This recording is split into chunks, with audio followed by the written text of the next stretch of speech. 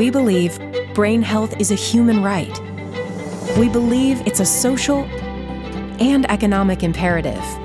At ABI, we're democratizing global brain health by giving people access to the best minds and evidence-based information from around the world. Together, we are distilling complex science and turning it into actionable knowledge for everyone, everywhere. Will you join us? And a continuing welcome, all of you, to Aspen Brain Institute's 2021 Expert Series. The mission of the Aspen Brain Institute includes our commitment to the development of a brain-healthy planet. Brain health begins in the beginning. It begins before birth, and its most critical foundations are laid in the earliest years of life, many of which, for children, are spent in school. As we prepare for children to return en masse to school after a year of disruption, loss, and trauma, we have a unique opportunity to apply lessons from the science of learning and development to address today's acute needs, but also to use this opportunity to design a new kind of educational system, one optimized for development, learning, and thriving. To explore this vital topic, we are extremely fortunate to be joined today by two prominent leaders in the field. Dr. Pamela Cantor is a greatly distinguished spokesperson and activist in the areas of early learning and developmental science, as well as educational equity. As a physician, she practiced child and adolescent psychiatry for nearly 2 decades. She then focused her expertise on clinical and systems analyses to found Turnaround for Children. Her organization translates scientific insights into tools and services to help establish conditions across diverse settings to enable all students to thrive. Emily Gold Mears is a member of the board of directors of the Aspen Brain Institute and also of the Society of Fellows at the Aspen Institute. An attorney specializing in real estate, she transitioned from the law to research analysis in the area of science. Now a revered citizen scientist, Emily has completed her first book on the critical import of science in the public domain, and we are eagerly awaiting its publication. Pamela, Emily, welcome to Aspen Brain Institute's Expert Series. The floor is yours. Well, hello and welcome, Pam. It's great to have this opportunity to speak with you. There is no shortage of information about the victims of this pandemic. In particular, the egregious impact on children's education. I'm hoping that you can talk to us today about the current impact on learning that has been affecting children, their families, and schools. When we think about COVID-19, the economic downturn, the racialized violence that we all saw on video from Minneapolis to the nation's capital, all of this has laid bare the inequities of experience and opportunity for many young people in this country. The US today is a country of dramatic inequalities, where the conditions of living in America have been exposed, along with the dramatic inequalities in the conditions for learning in America. For many, the situation facing our young people and their learning is being called a slide. Loss. But the issues they face are far more complex, and they relate directly to an education system that was designed for a different purpose at a different time in our country's history. A system that was designed without the knowledge we have today about human development, the developing brain, and learning science. There is a big opportunity today if we use what we already know from the science of learning and development to simultaneously address the acute needs that kids have in a truly fulsome way, and at the very same time, make a big down payment on the system we need that will deliver on the promise of equity. Pam, can you explain to us the concept of science of learning and development, and also tell us what can be done to effectively implement this concept? You know, Emily, before COVID and the events of the last year, if I had had the opportunity to talk to you about the development of the brain and learning science, I would have begun with this. There are 20,000 genes in the human genome, yet in our lifetime, fewer than 10% will ever be expressed. Well, what determines what's in that 10%? It's context, the environments, experiences, and relationships in our lives. This is the field known as epigenetics. Epi means above, what is above the genes. This is what defines human life and human potential. Because genes are chemical followers. They're little packages of protein with receptors on their surface that are triggered into expression by context, environments, experiences, and relationships. It is context that determines who we become, how we learn, and even the expression of our genes. The risks and the opportunities in development sit inside this one profoundly important point, that there is no separation of nature and nurture, biology and environment, brain and behavior, only a collaboration between them.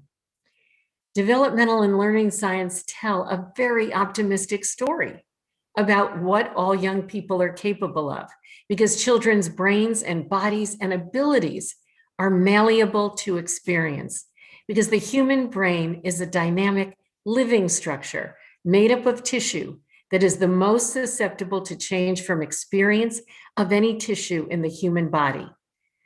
The brain is also malleable over time. Most of its growth happens after we're born, and the brain is most sensitive in the early childhood years. But today we know that adolescence is an especially important period for brain remodeling, where there are changes that bring about new capacities that couldn't have existed at an earlier time.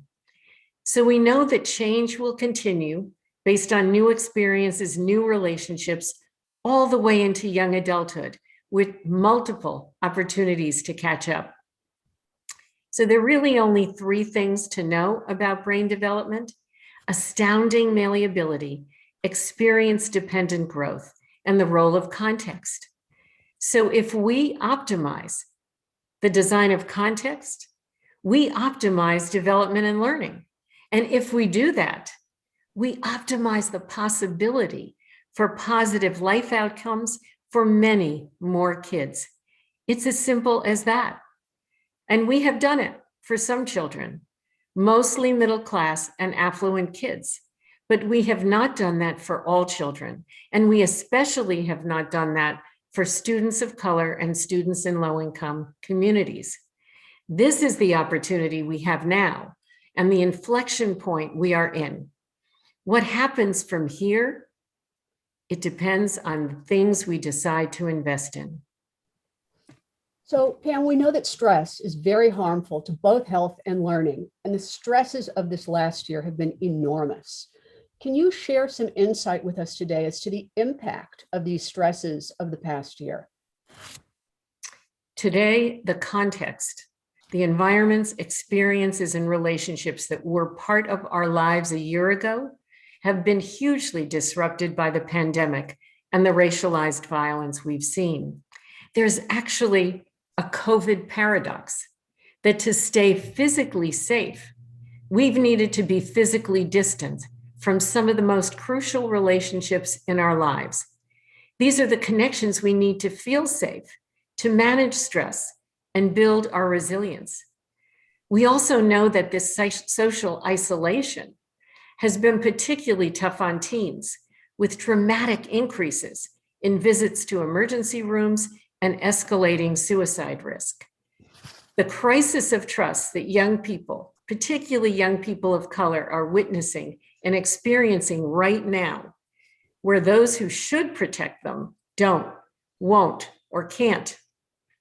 Today, trust is broken in many places. And when trust and safety are broken, our bodies are seized by stress.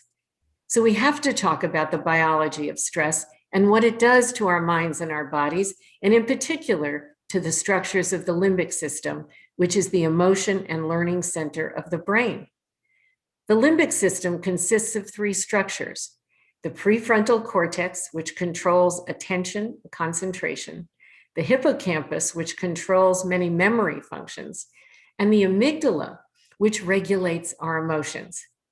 We know that the experience of stress is the most common naturally occurring example of negative context. When we experience stress, cortisol is released through our brains and our bodies, and the structures of the limbic system are loaded with receptors for the hormone cortisol. That's how cortisol produces that feeling of fight, flight, or freeze. It's intense when it happens, but if the stress is mild or tolerable, it's adaptive. We know this because it makes us alert and sharp, and it helps us prepare for a thing like a test or an event or a performance. This is the limbic system at work: attention, concentration, focus, memory, preparation, all the things we need to be able to learn. But when children have persistently high levels of stress, and that stress is not buffered by the presence of a trusted adult, something else can happen. Children can get locked in that fight or flight feeling where it just won't let up. And this is the condition known as toxic stress. Cortisol can do a lot of harm to the structures of the limbic system, because today we know that adversity doesn't just happen to children. It happens inside their brains and bodies through the biologic mechanism of stress. But fortunately, that's not the end of the story. There's a big upside when we turn to the hormone oxytocin. This is the hormone that produces feelings of love, trust, attachment, and safety. And that's not all. Oxytocin hits the same structures in the brain as cortisol. Yet oxytocin is the more powerful hormone because it can literally protect children at the level of the cell from the damaging effects of cortisol.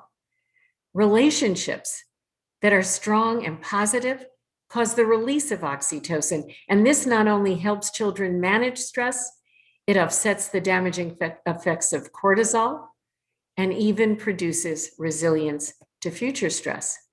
So when we speak about the human relationship, we're not just talking about being nice to a child. We're speaking about a connection that is built through consistent caring, protection, presence, and trust. One that can make a child believe something about themselves that they couldn't believe until you entered their life. This is why the effects of trauma are reversible. Not the events, of course, but the feelings and emotions are reversible. And not only that, oxytocin with other neurochemicals wire the brain. These chemicals fuel neurons with energy, causing them to connect to other neurons. So what I'm really saying here is that the primary energy source for the wiring of the human brain is human connection. And as the brain gets increasingly wired, it's Hebb's law. Neurons that fire together, wire together. And as this happens, we became able to do increasingly complex things, whether it is reading, resilience, or riding a bike. In 1984, Benjamin Bloom wrote about this in his 2 Sigma paper. He demonstrated that building highly favorable conditions into all of the environments in which children grow and learn will put many children on the path to realizing their fullest potential, and all children on the path to equity of experience and opportunity. But here's the thing, his proxy for highly favorable conditions was an individual tutor and mentor. He found that he could take a student performing at the 50th percentile and move them up 2 standard deviations through the experience of mentoring and tutoring. Think about the meaning of that today. So here's the thing. He studied his data and he realized that the active ingredient that generated the outcomes he got was not the content alone. It was the content and the connection, the relationship. In fact, the human relationship and oxytocin are the most powerful example we have of positive context. So interesting. So life has changed quite a bit in the last century in all aspects, although it appears as though the education system has not evolved along with those changes. Do you have any idea why that is? Such a profound question, not an easy answer. Let's think about the beginning of the 20th century. There was both a lack of knowledge about the brain, but also some false assumptions about how we grow and develop, which drove the design of the system we have. There was also intense racism, and that combination, lack of knowledge and racist assumptions about who was worthy of opportunity and who was not, it's that combination that gave us the system we have. For example, we believed that genes were the drivers of who we become, including our intelligence. Today we know, we spoke about this, that context is the primary driver of who we become. Second, we believed that talent was scarce. It was distributed as a bell curve, with most falling in the middle. So we built a system to select and sort. Today we know that talent is everywhere, and there are many pathways to develop it. Third, we believed that an average score stood for an individual score. Today we know that an average rarely represents an individual. Fourth, we believed that a factory model with lots of memorization was a good and efficient way of educating kids. Today we know that agency and engagement and creativity matter far more to higher order skill building. And finally, fifth, we believed that the potential of a young person was knowable in advance. Today we know that we can't see potential unless we design the environments to reveal it. So today we know that the 20th century system was not designed to develop the learner, think about that, not designed for equity, not designed to unleash the individual potential in each and every student. It was a racist design, meant to select and sort, meant to support mass education, meant to prepare students for their presumed place in life. Wow, we are really seeing the consequences of that now. I know that change is really difficult for most people, as well as for institutions.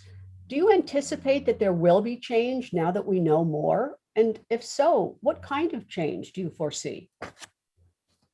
So if there is any version of something positive that can come out of the disruption that we've just had, what you just said is it, which is the willingness to use new knowledge, the knowledge we have today, and to melt away, if we can, some of that resistance to change that you just spoke about.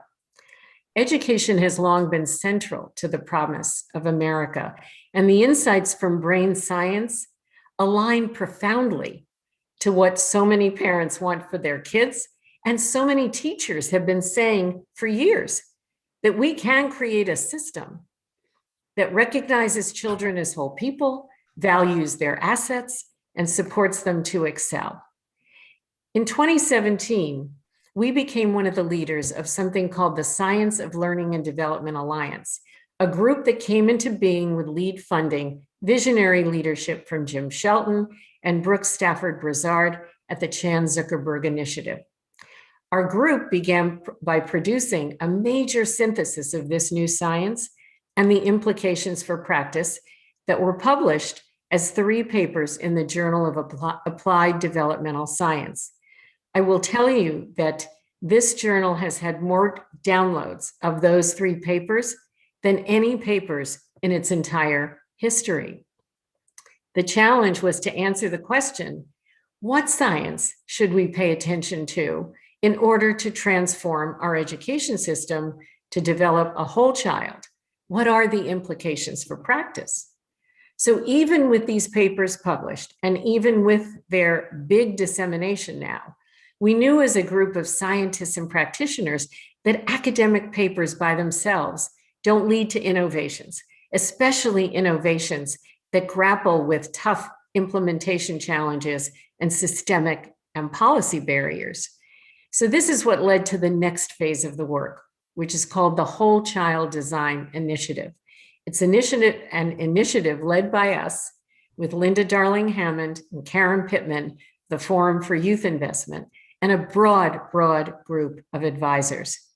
This group has produced a playbook called the Essential Guiding Principles for Whole Child Design, which will be released in May. One version for schools and another version for community learning settings. There's huge excitement across the education ecosystem about this piece of work, which finally pulls scientific knowledge together, but builds the bridge to practice. And the message in the science is clear. We need a new design mapped to the way the brain grows and children learn. A design that combines 5 elements: positive developmental relationships, environments filled with safety and belonging, rich, meaningful learning experiences, the intentional development of the critical skills, mindsets, and habits that all successful learners have, and integrated supports. These are the 5 non-negotiables for whole child design, all of them grounded in the science of learning and development. So we're going to go one level deeper on each. That relationships are important is not new knowledge. Relationships engage children in ways that help them define who they are, what they can become, and how and why they are important to other people. On safety and belonging, in virtually every single study of positive youth development, there's one finding right at the top, that children will struggle to engage and learn when they don't feel physically, emotionally, or identity safe, when they don't feel like they and their culture are represented and valued in their learning community. And rich learning experiences, these are the kinds of personalized instructional experiences that fully engage and challenge us, where we discover what we're capable of.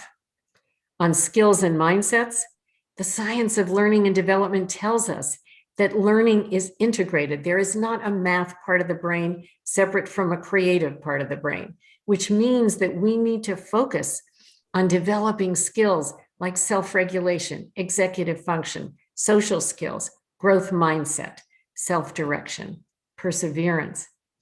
Because when they are integrated with content, these skills work together to produce higher order 21st century skills like problem solving, collaboration, analytic skills, as well as mastery level academic competencies. On supports, we know today more than ever that learning environments need to be set up with many more protective factors in place: health, mental health, social service, opportunities to extend the school day such that kids have opportunities to discover their interests and their passions. But here's the secret sauce. The development of a whole child emerges when we combine these 5 elements into experiences that connect to one another. And if you want to picture this, picture a shape like a web of experiences, because this is how our brains actually develop. Lots of connections that happen between brain structures, and these connections produce increasingly complex skills. I'm going to give you an example of this in how a brain learns to read. First, we're read to. We learn to recognize letters and how letters form words and sounds and create images and feelings. And we love being read to. Each part of learning to read involves different brain structures getting wired together just as we spoke about before, through the experience of learning to read. And eventually, we become able to do this complex thing called reading. So let's look at this PET scan of a brain reading. Look at the many structures that light up: sight, hearing, expression, comprehension. Skills do not emerge fully formed.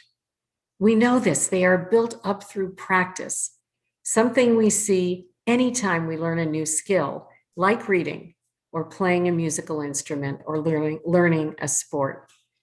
And these experiences, the context that can grow our brains, can happen everywhere, not just in schools, communities, ball fields, homes, everywhere that children grow and learn. Supporting the learning of a complex skill means that even the most discrete skill, let's say like solving an algebra word problem, needs to take into account the person learning or performing that skill. It means taking into account prior experience, culture, foundational skills, identity, and agency. All these dimensions will be present in a whole child in the context of a classroom or learning setting. And if educators only teach the math, some children will get it. But if they teach to the whole child, they will support students to understand it, to become curious to learn more, to be able to apply it to other problems. And students will build analytic skills and even discover parts of themselves they didn't know about, like maybe I'm a math person after all. Pam, I would imagine that there are people in power today that could be influenced to speed these initiatives along. Are you able to identify who these people in power are, and how would you influence them? Well, today we have a problem that very few of us can ignore, that millions of kids have checked out. They aren't going to school. They aren't even going online. They're not engaged, and we have to get them back. And our kids cannot do what we're asking of them without fuel in the form of energy, because it is their energy, their agency, their motivation, and their engagement that will determine whether we succeed or fail. So I wonder if you know that there is actually a science behind motivation. Motivation comes from the Latin word motere, or emotion. This is a big clue to where motivation comes from. It is about engaging our emotions. It involves belief. I am capable. I think I can succeed because you believe I can. It comes from purpose. I want to change the world. Today, a lot of young people want to make our world a better and different place. You see it every day.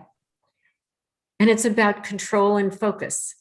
I can focus my energy and actions to reach my goals. These are the components that drive motivation. What would happen to motivation and engagement if every environment that children are in were designed using the principles of whole child design? Think about the agency we would harness, the creativity and curiosity, and all the experiences where this can happen, hopefully in school, but not only in school. The role of relationships and designing all of our learning settings with relationships at the core could not be more important than it is today for reducing stress, addressing trauma, and especially for re-engaging kids with a belief in their future. This problem and the magnitude of it is on every single education leader and policymakers' minds right now. It is their focus. Pam, I'm a huge fan of measuring and gathering data. I believe it's one of the best ways to accomplish effective improvement. When my sons were in school, the methods of testing were antiquated and narrow, focused exclusively on grades. How can we change the methods of testing students in order to determine the appropriate strategies for growth and development that you speak about? Well, we've been talking about this idea of whole child design, that it has to do with supporting the growth of individual young people, but across multiple dimensions, not just academic dimensions, their social, emotional, and cognitive development, their health, their mental health, and their identities. But we know we have to be able to see this growth in different dimensions. And right now, our measurements, as you say, Emily, are so narrow that we think you could define a student's success by an annual test of English and math. And we also know from what we discussed before that we can't see individual growth through averages. We need to be able to focus on individual measurement. And this is the new frontier of measurement. On top of that, we have to be able to measure context. Because remember what we said, context is the primary driver of development and the expression of our genes. We don't measure it. We measure the kid, and we assume that the measurement of the kid is a measurement of the kid, but it isn't. It's a proxy for the measurement of context. This is the new frontier of measurement, personalized measurement. Just like other fields have done, it is about measuring the fish and the lake and the relationship between the two. The fact that the fish is affected by the lake and the lake by the fish. We need to know what is working for whom, in what context, and what is not. And we need to know why. This is what you expect of a visit to a doctor. But that's not what our education system has been. So we are going to have to reject the belief that a few scores on group normed tests of achievement represent a good assessment of a young person's potential. Most other systems of measurement today are personalized and they factor in context. Think about medicine and sports. When you go to the doctor and your blood is drawn or your blood pressure is taken, it is yours. It's an individual measurement of something going on in your body. And then if it deviates in some way from what are known to be population norms, it begs the question, why is that happening? If you had a high white count, the doctor would immediately want to know what might be driving that. It leads professionals to ask the right questions to get to the right answers for you. And in sports, you always have to consider factors that affect performance, meaning that athletes perform differently at different times and in different contexts. We just accept that. And they need to know why to optimize their performance. They want to know the conditions that will increase their chances for success. Why don't we do that in education? It's a good question.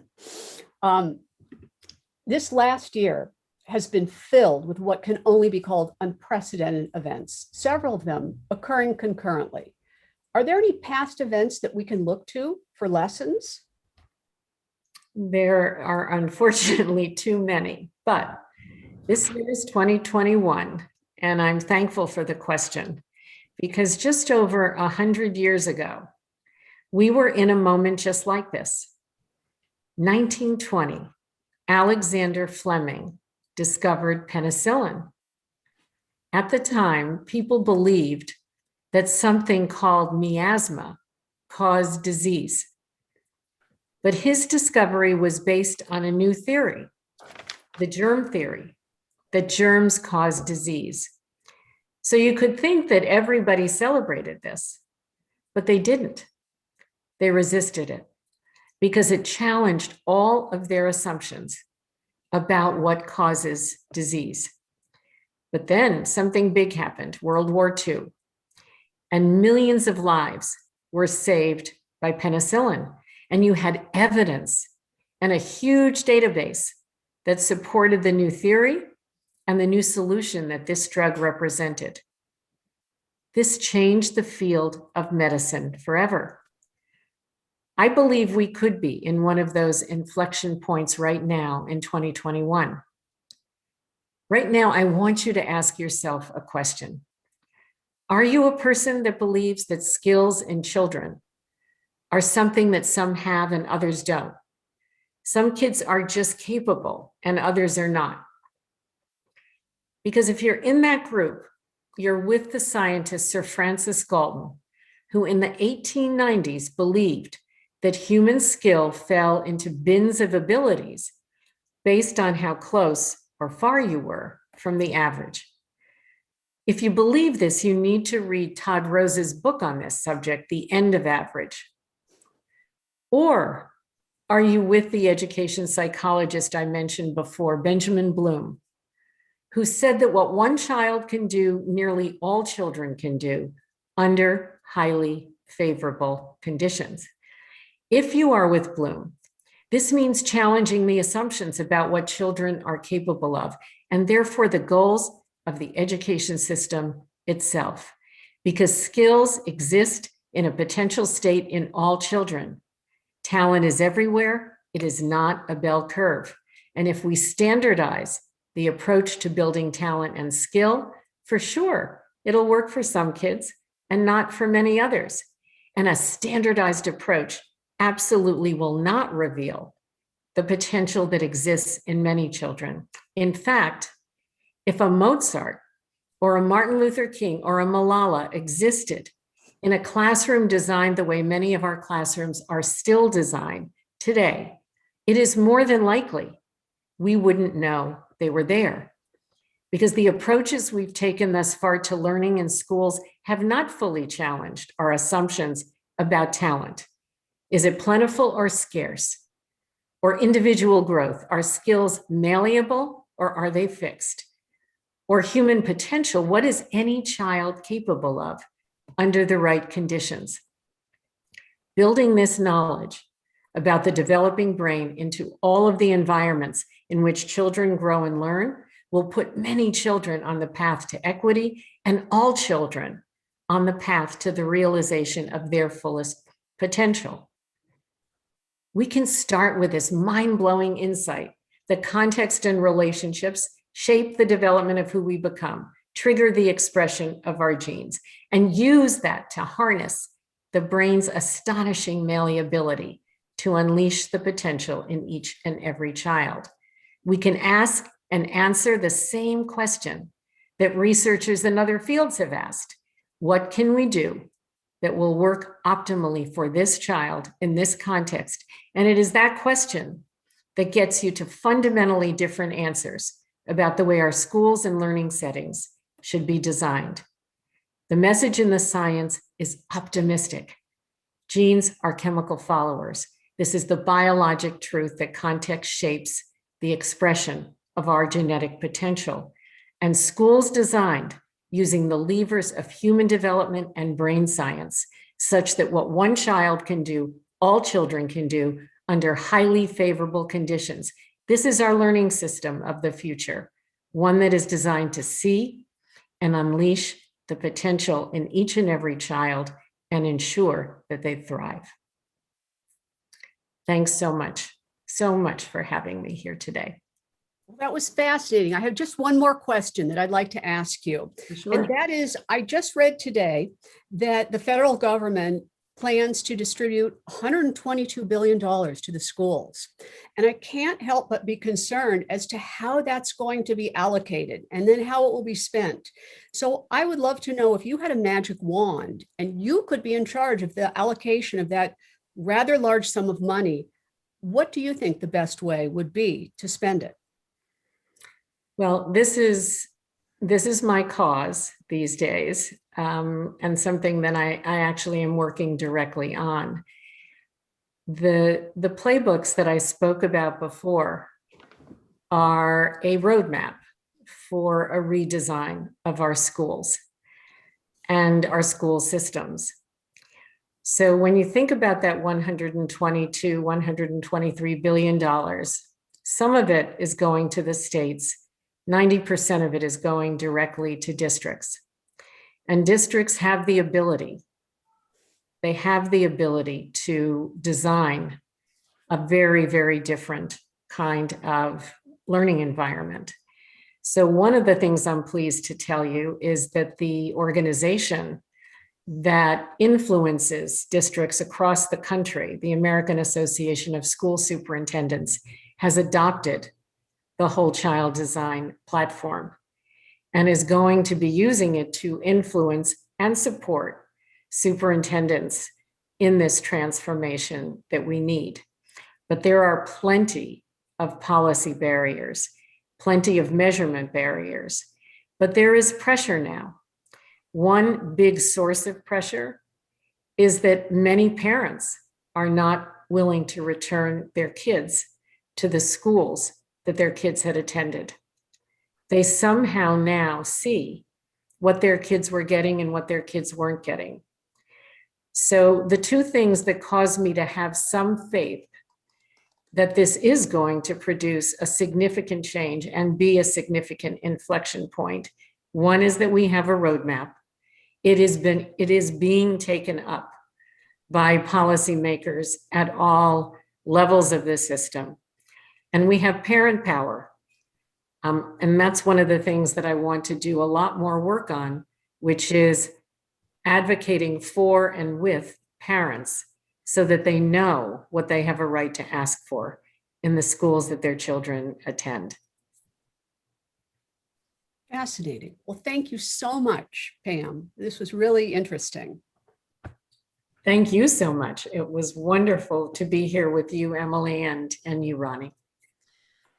Clearly, there are a lot of thanks to go around. And I love those words, Pam, about the message of the science is optimism. And I embrace that fully.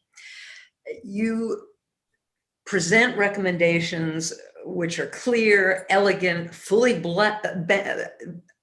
backed by that science, and you communicate directly and effectively with passion and integrity in ways that people can understand.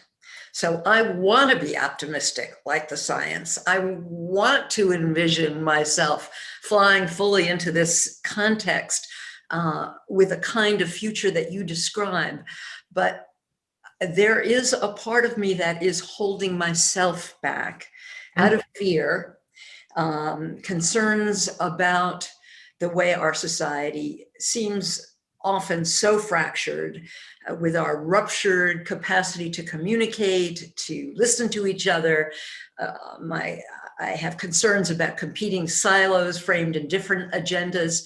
And I want to respond directly in the form of a question to the two of you about Emily's citation about this proposed budget to address the total infrastructure of our school system.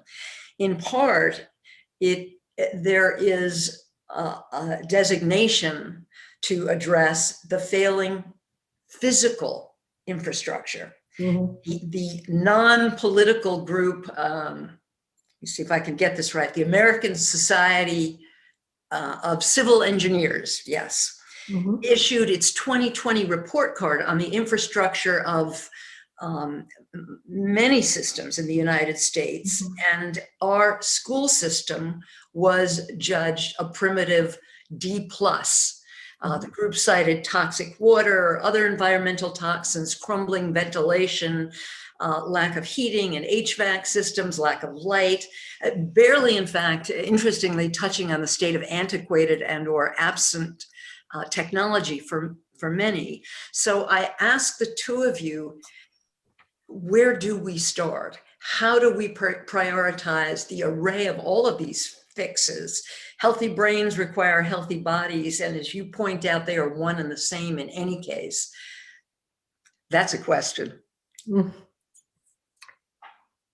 know, every day when I am reading the New York Times, or other journals.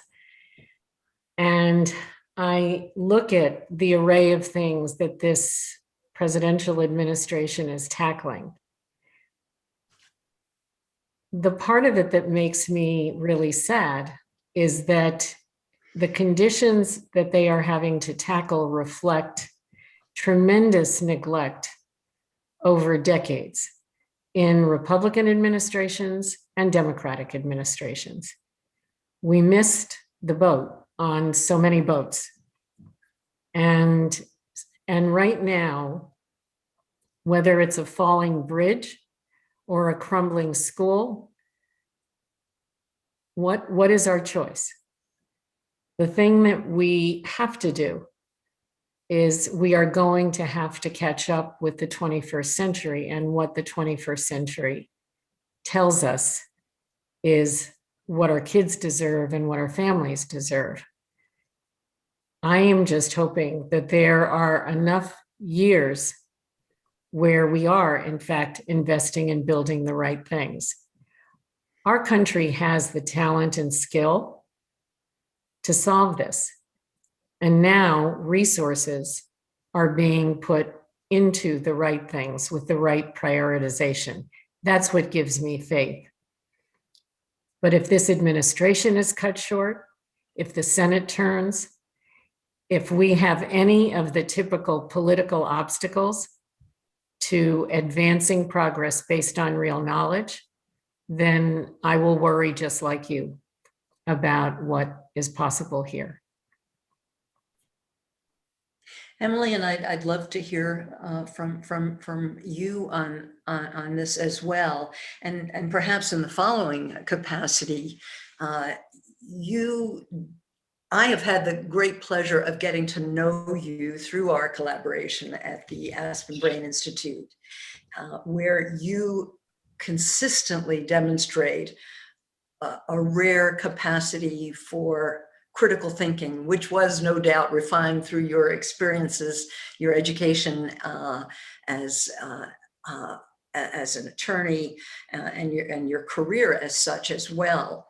So when we think about citizen scientists of tomorrow, how do we teach children the skill of critical thinking?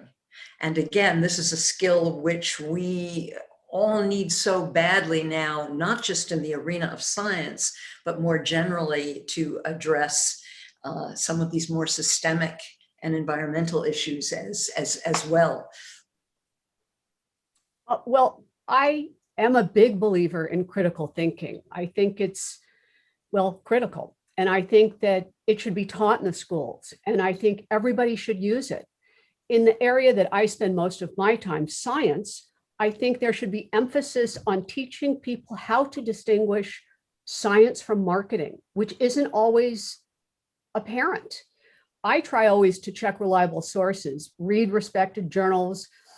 Then I wonder if the results are merely preliminary or actually verified and established. I try to see if they can be duplicated or if it's a one-off. And the other thing that I work hard on is I try to push back against the illusory of truth effect, the concept that repeating a false claim increases its believability. And while some are more vulnerable than others to embracing misinformation, we are all susceptible to some degree. We must never stop asking questions, fact-checking, digging deeper, and utilizing critical thinking. No matter how secure I ever am in my conclusions, I try to always ask, is there any evidence that may refute this claim? Is there anything that I have overlooked? And this, I think the entire country would be so much better off. I feel like some of the horrible issues that we faced in the last year or two could have been handled so much better if people would have approached them with critical thinking. Ronnie, could I build on Emily's point? Please, please. So let's imagine doing what Emily just said, but let's imagine doing it in a classroom, because there are some wonderful networks of schools that do something which is, at least in the term, the EduSpeak term, is called project-based learning. And project-based learning is a way of kids using their own agency to solve a problem. So when you have to solve a problem, or if a teacher gives you in a classroom, make a case on both sides of this argument, whatever the subject is. And kids start to work together to build that case. And they have to read, just like Emily was just talking about. And they have to determine whether what they are reading has substance, has evidence, has proof or not, and make the case. So that particular kind of learning is not the 20th century classroom where kids are not allowed to talk. The teacher talks, everybody's lined up in seats, they're quiet, and they memorize. Okay, these are two different pictures of learning. And in the picture of kids being engaged in purposeful problem solving as a way of learning, one of the incredible skills that they're learning is critical thinking. So this is a perfect illustration of the education system we had and the one that we could have that would build those kinds of 21st century skills. Which are really important because that's what a lot of people are tasked to do in their jobs today. Mm-hmm. They have to think critically. They have to think out of the box and to solve problems. And if they're not taught how to do that early on, they're at a disadvantage. Well, let's take that that vision of teaching critical thinking in the classroom, and let's apply it to old brains, which are not quite so neuroplastic.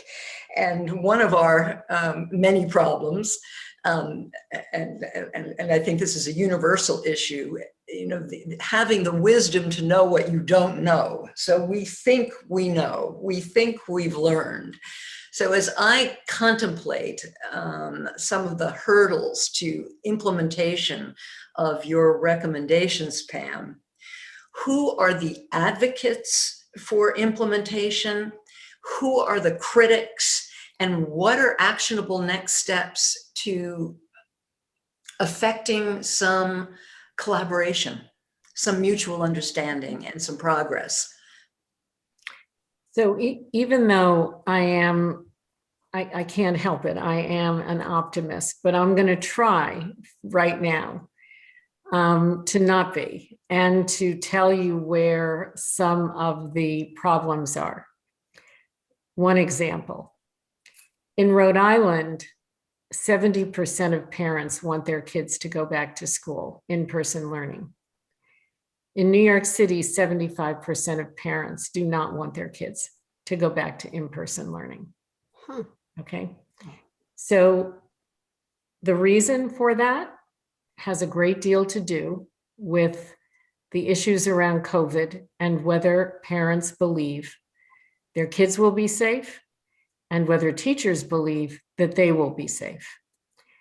And if you are a parent that has not felt that the public education system has always kept its promises, especially to low-income parents and their families, then you're not so quick to send your child back to in-person learning, even though they are losing by not doing it.